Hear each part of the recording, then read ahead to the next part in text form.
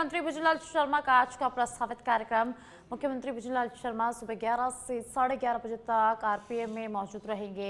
राज्य स्तरीय पुलिस सम्मेलन विकसित भारत में पुलिस व्यवस्था में शिरकत करेंगे मुख्यमंत्री भुजनलाल शर्मा और यहां कॉन्फ्रेंस का उद्घाटन करेंगे। उसके बाद दोपहर 12 बजे से 1 बजे तक श्री राम कथा 77वां जन्मोत्सव कार्यक्रम में मौजूद रहेंगे मुख्यमंत्री। स्वामी रामभद्राचार्य जी महाराज श्री राम कथा एवं हवन कार्यक्रम में शामिल होंगे। दोपहर 2:40 से 4:30 बजे तक सैन्य उपकरण प्रदर्शनी में सीएम भुजनलाल शर्मा शिरकत करेंगे।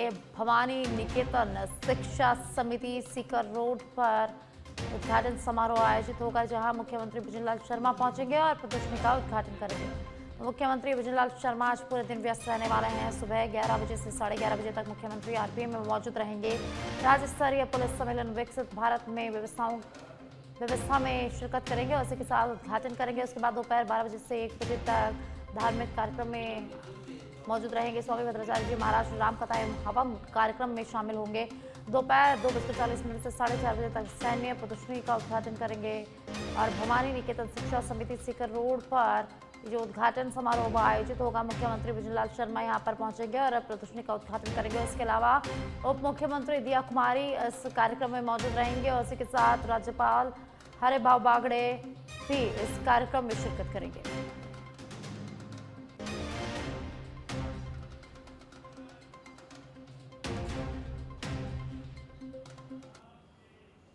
जयपुर से खबर है, जहां मुख्यमंत्री भुजनलाल शर्मा ने बुधवार को मुख्यमंत्री कार्यालय में 29वें राष्ट्रीय युवा महोत्सव में भाग लेने वाले प्रदेश के युवा प्रतिभागियों से संवाद किया है।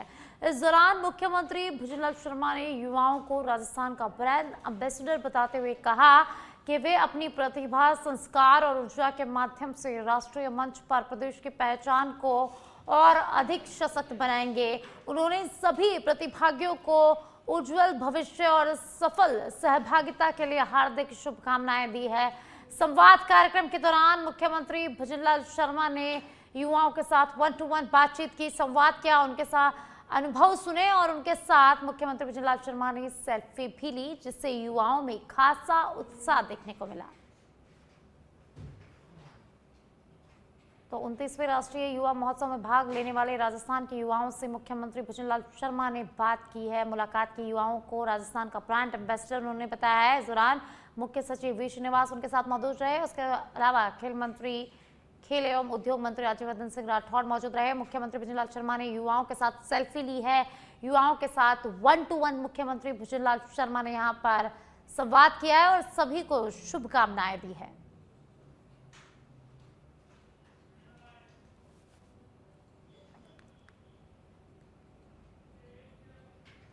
जयपुर से खबर है, राजस्थान पुलिस एकेडमी में आज से 2 दिवसीय आईजीएसपी कॉन्फ्रेंस शुरू होने वाली है।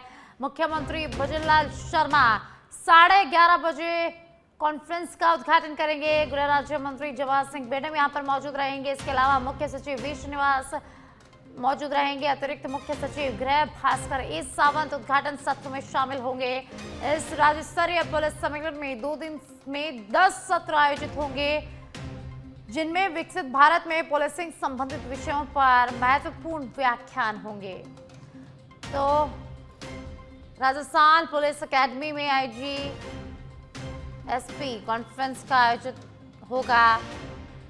2 दिवसीय कॉन्फ्रेंस का आयोजन होगा। मुख्यमंत्री भुजनलाल शर्मा यहां पहुंचेंगे और इसका उद्घाटन करेंगे। सम्मेलन का उद्घाटन करेंगे। 11:30 बजे मुख्यमंत्री भुजनलाल शर्मा का यहाँ पहुंचने का कार्यक्रम है और इस कार्यक्रम में मुख्य सचिव मौजूद रहेंगे। गृह राज्य मंत्री जवाहर सिंह बेडम इस कार्यक्रम में मौजूद रहेंगे। राजस्थान पुलिस एकेडमी में आज से 2 दिवसीय आईजीएसपी कॉन्फ्रेंस का आयोजन हो रहा है। मुख्यमंत्री भुजनलाल शर्मा सुबह 11:30 बजे कॉन्फ्रेंस का उद्घाटन करेंगे। गृह राज्य मंत्री जवाहर सिंह बेडम इस कार्यक्रम में मौजूद रहेंगे। इसी के साथ मुख्य सचिव वी श्रीनिवास भी कार्यक्रम में रहेंगे और अतिरिक्त मुख्य सचिव गृह भास्कर एस सावंत उद्घाटन सत्र में यहां पर शामिल होने वाले हैं। इस राज्य स्तरीय पुलिस सम्मेलन में 2 दिन में 10 सत्र आयोजित होंगे।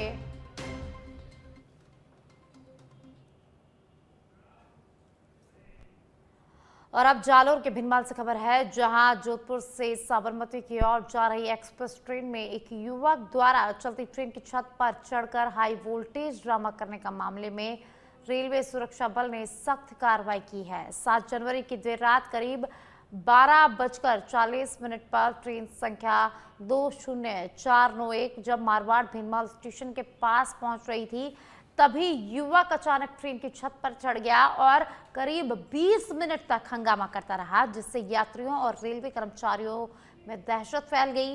घटना की सूचना मिलते ही आरपीएफ संबड़ी के इंस्पेक्टर नानूराम जाट के नेतृत्व में कार्रवाई की गई। मौके पर तैनात कांस्टेबल योगेंद्र सिंह और उनकी टीम ने ट्रेन को रुकवाकर युवक को सुरक्षित नीचे उतारा।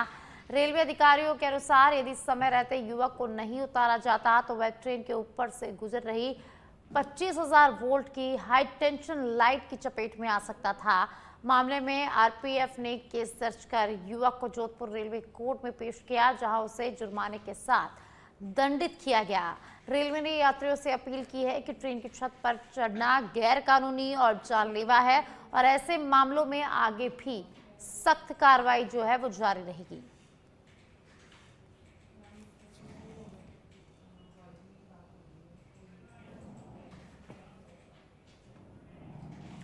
श्रीमाधोपुर शहर और आसपास के इलाकों में कड़ाके की सर्दी का सितम लगातार जारी है। धुंध और घने कोहरे के कारण जनजीवन बुरी तरह से प्रभावित हो रहा है, वहीं लोगों की दिनचर्या भी अस्त व्यस्त हो गई है। इलाके में न्यूनतम तापमान 6 डिग्री सेल्सियस दर्ज किया गया है और लगातार तापमान में गिरावट यहां पर देखी जा रही है। कोहरे के चलते सड़कों पर वाहन चालकों को हेडलाइट जलाकर वाहन चलाने पड़ रहे हैं। सर्दी से बचाव के लिए लोग गर्म कपड़े पहनकर और अलाव का सहारा लेकर खुद को ठंड से बचाने का जतन यहां पर कर रहे हैं। मौसम विभाग के अनुसार 10 जनवरी तक इलाके में सर्दी से कोई खास राहत मिलने की संभावना नहीं है।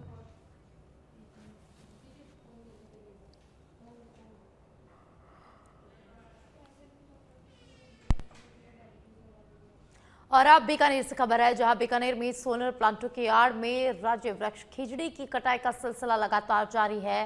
कालासर स्थित सोलर प्लांट क्षेत्र से सैकड़ों खिजड़ी के पेड़ काटे जाने का मामला सामने आया है। इस घटना के विरोध में पर्यावरण प्रेमी मौके पर पहुंचे और खिजड़ी कटाई के खिलाफ आवाज बुलंद की। सूचना मिलने पर वन विभाग और राजस्व विभाग की टीम भी मौके पर पहुंची और उन्होंने जांच की। विभागीय रिपोर्ट के अनुसार कुल 386 हरी खिजड़ी के पेड़ काटे गए हैं। पर्यावरण प्रेमियों का आरोप है कि सोलर प्लांटों के नाम पर वन माफिया राज्य वृक्ष खिजड़ी पर आरी चला रहे हैं और हर रोज सैकड़ों पेड़ काटे जा रहे हैं। खिजड़ी कटाई के विरोध में पर्यावरण प्रेमियों ने 2 फरवरी को बीकानेर संभाग मुख्यालय पर महापड़ाव करने की चेतावनी यहाँ पर दी है। तो बीकानेर से खबर है, जहां बीकानेर में सोलर प्लांट के आड़ पर खिजड़ी की कटाई की जा रही है। कालासर सोलर प्लांट से सैकड़ों खिजड़ी के पेड़ काटे जा रहे हैं और ज्यादा जानकारी के लिए सहयोगी सुरेंद्र मंडा मेरे साथ जुड़ गए हैं। सुरेंद्र, बीकानेर में सोलर प्लांट की आड़ में खिजड़ी के पेड़ काटे जा रहे हैं, क्या कुछ ये पूरा मामला है, विस्तार से बताएं। साक्षी, देखिए बीकानेर जिले भर में सोलर प्लांट की आड़ में लगातार खिजड़ी के पेड़ों की कटाई है वो लगातार जारी है। ऐसा ही मामला एक बार फिर है बीकानेर के कालासर स्थित सोलर प्लांट सामने आया है, जहां पर एक ही रात में सैकड़ों की संख्या के अंदर खिजड़ी के पेड़ है वो काट दिए गए। सुबह जब पेड़ कटे हुए देखे तो पर्यावरण प्रेमियों ने मौके पर पहुंचकर विरोध जताया और वन विभाग व राजस्व विभाग की टीम को मौके पर बुलाया। सोलर प्लांट की आड़ में वन माफियाओं के द्वारा लगातार राज्य वृक्ष खिजड़ी पर आरी चलाई जा रही है। वन विभाग व राजस्व विभाग की रिपोर्ट के अनुसार करीब 386 पेड़ है वो एक ही रात में काटे गए हैं। पर्यावरण प्रेमी इस खिजड़ी कटाई का लगातार विरोध कर रहे हैं। इसके साथ ही साक्षी बता दूं कि बीकानेर में 2 फरवरी को एक बीकानेर संभाग मुख्यालय पर महापंचायत बुलाई गई है, जो साधु संतों के नेतृत्व के अंदर सभी प्रदेश भर के लोग हैं वहां पर बीकानेर में पहुंचेंगे और कलेक्ट्रेट पर महापड़ाव डालेंगे। उनकी यही मांग होगी कि सोलर प्लांट की आड़ में लगातार हो रही खिजड़ी कटाई है उसको रोका जाए। इसी मांग को लेकर लगातार है वो पर्यावरण प्रेमियों के द्वारा विरोध किया जा रहा है। इसके साथ ही राज्य सरकार से यही मांग की जा रही है कि पेड़ों की कटाई को लेकर सख्त नियम बनाया जाए और जुर्माना है वो भरपूर रखा जाए। इसी मांग के साथ लगातार है वो विरोध जताया जा रहा है। अभी 2 फरवरी को बीकानेर कलेक्ट्रेट मुख्यालय पर ये बड़ा महापंचायत का आयोजन होगा। लेकिन बात को लगातार 16 प्लांटों से हो रही रोज सैकड़ों की कटाई के अंदर खेजड़ियों की कटाई का सिलसिला है वो लगातार जारी है। ऐसे में अब 16 प्लांटों पर प्रशासन के द्वारा सख्त कार्रवाई करनी होगी ताकि राज्य वर्ष खेजड़ी है उसको बचाया जा सके। जी बहुत बहुत शुक्रिया सुरेंद्र इस तमाम जानकारी के लिए।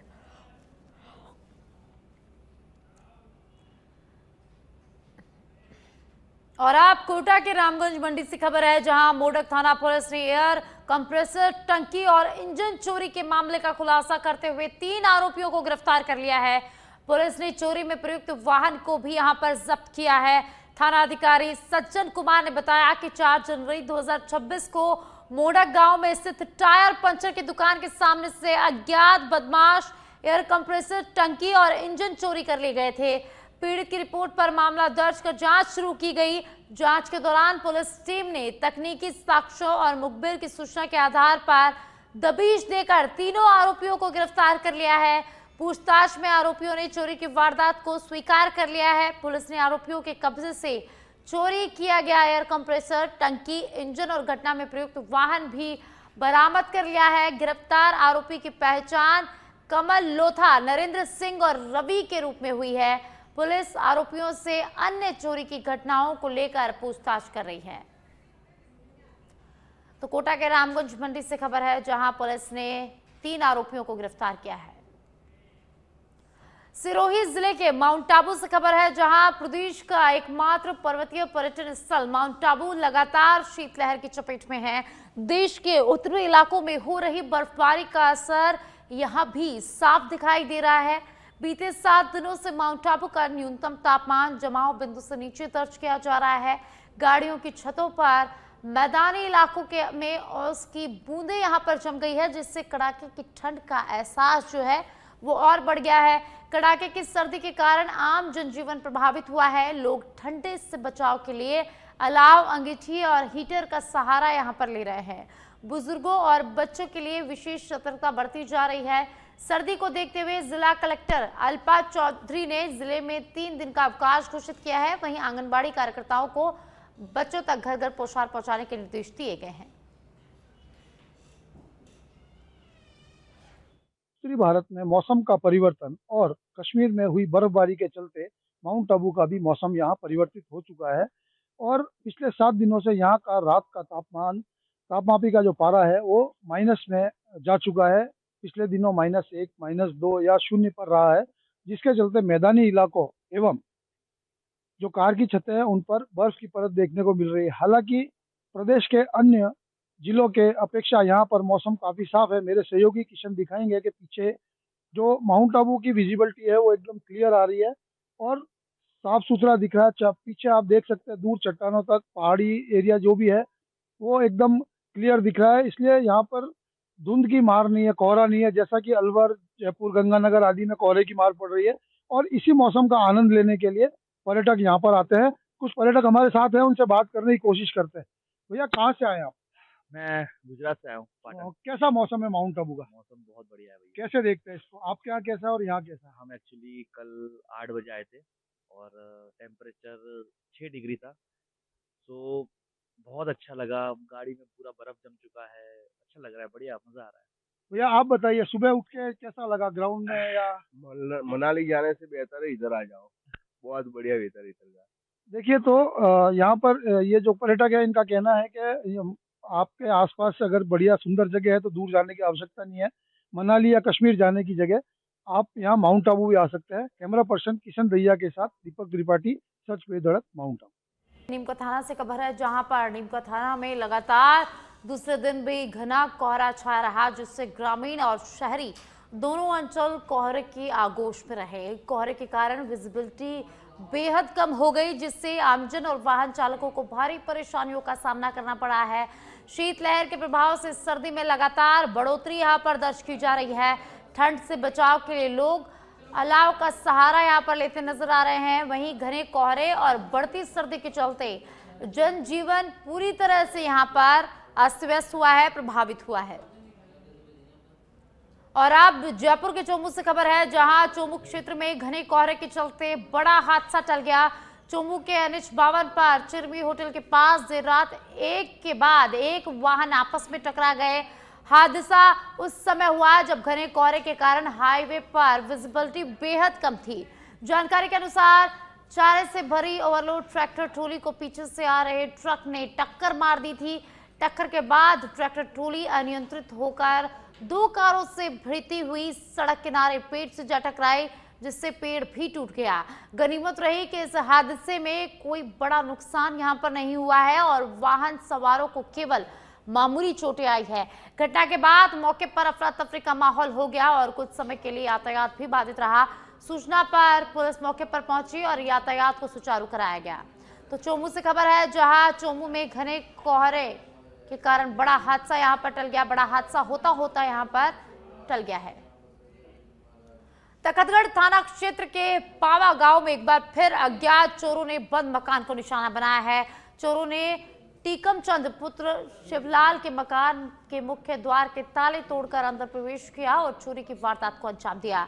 चोरी में कितनी संपत्ति गई, इसका खुलासा मकान मालिक के गांव लौटने के बाद ही हो सकेगा। बताया जा रहा है कि मकान मालिक वर्तमान में महाराष्ट्र के खोपोली में रहते हैं। इससे पहले भी इसी मकान में चोरी की घटना हो चुकी है। ग्रामीणों के अनुसार करीब 1 महीने पहले पावा गांव के 7 मंदिरों में भी चोरी की वारदातें हुई थी, जिनमें सती माता मंदिर से लगभग 6 लाख रुपए की चोरी हुई थी।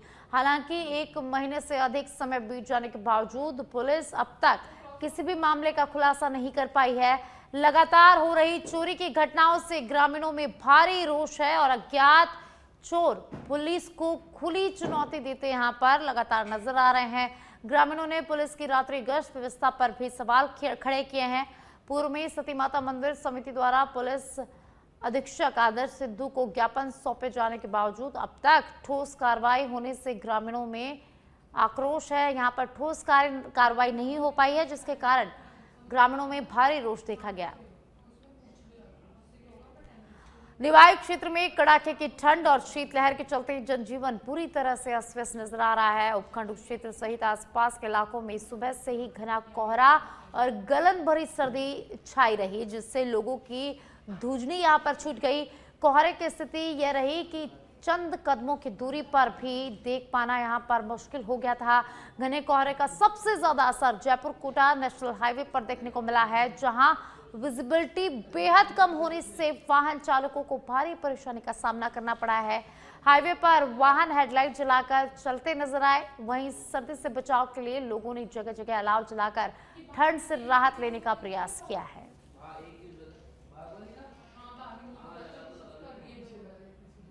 श्रीमाधोपुर के गौशाला बाजार स्थित राजकीय उच्च प्राथमिक विद्यालय नंबर 2 के पास की कॉलोनी में जलदाय विभाग की लापरवाही सामने आ रही है।